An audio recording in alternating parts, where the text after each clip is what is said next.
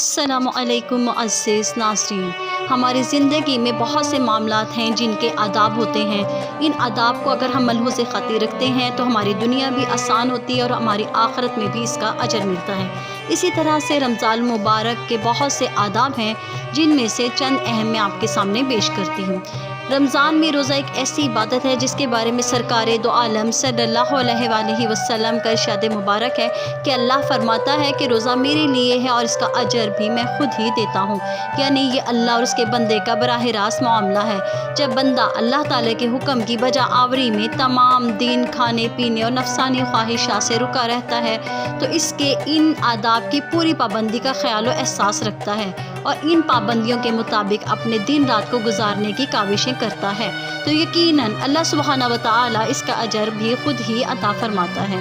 حدیث مبارکہ میں ہے کہ جس کسی نے روزے کی حالت میں بری بات کہنا اور اس پر عمل کرنا نہ چھوڑا تو اللہ کو اس کا بھوکا پیاسا رہنے کی کوئی ضرورت نہیں۔ اگر کوئی روزہ دار روزہ رکھنے کے بعد میں فسق و فجور، لڑائی جھگڑا، گالم گلوچ، فحش گوئی یا دوسری اس طرح کی باتوں سے نہیں رکتا تو یہ اس کا روزہ ہی نہیں بلکہ یہ اس کا فاقہ بن جاتا ہے جس کا اللہ تعالیٰ کے احکام کے ساتھ کوئی تعلق نہیں ہے۔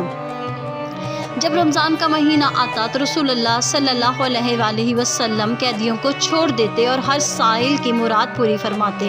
رمضان میں جہاں بہت سی برکات و انعامات ہیں وہیں مسلمانوں کے دوسرے لوگوں کے ساتھ اچھے رویوں کی بھی تلقین فرمائی گئی اور نبی کریم صلی اللہ علیہ وآلہ وسلم نے ایسے عمل مبارک سے بھی اس بات کی طرف توجہ دلائی۔